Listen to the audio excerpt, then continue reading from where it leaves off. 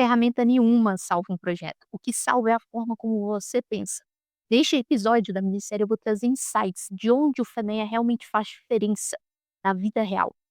Você viu a origem, os 7 passos, o RPN versus Action Priority, os exemplos reais e até o FEMEA do café. Agora falta a parte mais importante. Como tudo isso se conecta com a sua rotina, com seus projetos, com os seus processos e com a forma, né, como você toma decisão no dia a dia.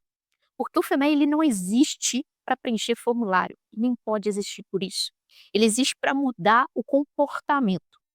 O maior erro que eu vejo nas empresas é acreditar que ferramenta resolve falta de clareza. Também ele vira burocracia quando a gente tenta preencher tudo, quando faz só para atender um auditor, né, uma auditoria, ou quando vira mais um anexo que está ali no seu SharePoint. Mas quando ele vira conversa, ele vira discussões entre engenharia, projeto, qualidade, operações ou qualquer outra área, ele muda tudo. Porque o FEMEI ele força perguntas que ninguém quer fazer. Qual é a função disso? O que acontece se falhar? Qual é a causa? Onde devemos agir primeiro? E essas perguntas, elas constroem times maduros, não só time, como projetos maduros. Quando usado de um jeito certo, o FEMEA ele cria 3 comportamentos essenciais em qualquer organização: antecipação, foco e tomada de decisão consciente. Antecipação porque você para de apagar incêndio e passa a prever.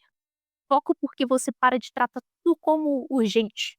E tomada de decisão consciente porque você entende impacto, frequência e visibilidade antes de decidir.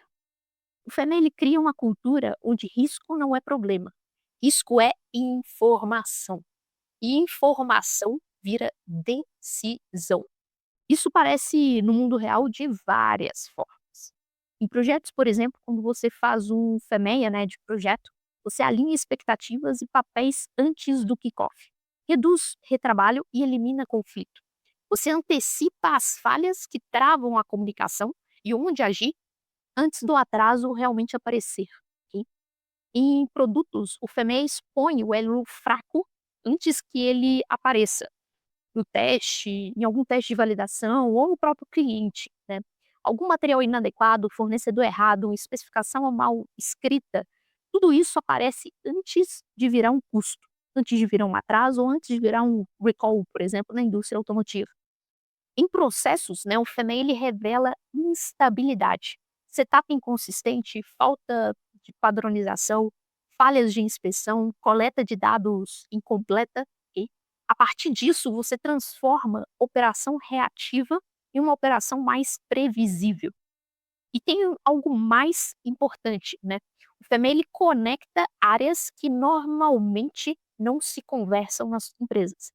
O projeto ele pensa no cliente, o produto pensa na função, o processo começa a pensar na operação, a qualidade pensa no risco. O FEMEA ele coloca todo mundo na mesma página, né? Ele fala: "Vamos sentar todo mundo junto aqui e vamos conversar". E ele cria uma linguagem única: função, falha, causa, risco e ação. Além, claro, da tabela de referência ela ser única, né? Então todo mundo tem a mesma referência. E aqui vai uma pergunta mais poderosa do FEMEA, né? Não é qual é o número, a pergunta é qual ação realmente muda esse risco? Essa mentalidade, ela separa o FEMEA burocrático de um FEMEA que reduz falhas. É a famosa etapa da otimização. Então, vamos nos fazer a pergunta, né, como trazer isso, né, para a nossa rotina a partir de amanhã, né? A minha recomendação é comece simples. Em toda reunião de projeto, traga a pergunta: qual é o risco mais crítico da semana? Em toda decisão técnica, por exemplo, pergunte: qual é a causa raiz disso? Não se deixe ou deixe a sua equipe confundir a ideia de efeito, falha e causa. Isso é um ponto que eu reforço bastante com meus liderados, né. Quando eles me trazem um problema, eu sempre pergunto: "Esse problema ele é um efeito, ele é a falha ou ele é a causa?". Porque para cada um a gente tem uma tratativa. Se o problema que a gente está vendo e está reportando é um efeito, a gente precisa fazer ainda uma causa análise de causa raiz para entender quais são as causas e conseguir eliminar esse problema ou controlar esse problema, né. Se a gente atua em cima do efeito, o problema ele pode voltar. E nas discussões, por exemplo, entre áreas, né, usa o AP. Isso é alta, média ou baixa prioridade? Às vezes uma área ela tem uma tendência a querer resolver os problemas da sua própria área, né.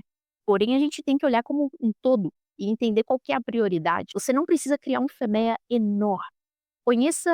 Começa com uma linha, uma função, uma causa, um risco, uma ação que realmente faça a diferença, no seu negócio, na sua organização, no seu projeto, no seu processo. Porque ferramentas são importantes, mas maturidade ela nasce de comportamento. E o FEME é exatamente isso, um convite para você agir antes da falha, né. Quando você aplica esse raciocínio, o seu projeto fica mais leve, sua operação mais previsível e seus times ficam mais alinhados. E suas decisões elas ganham certo nível de clareza. E essa mentalidade de clareza que eu busco entregar aqui no meu canal do YouTube, integrando, né, liderança, ferramenta e propósito. Obrigada por acompanhar, por estar acompanhando essa minissérie. Se você aplicou um método, se refletiu sobre o seu processo, se entendeu o seu risco, você já está à frente de muita gente. Agora me conta, qual é o maior insight que essa série está te trazendo? E claro, compartilha com alguém que também quer levar a gestão de risco, né, do seu projeto ou do seu negócio para outro nível.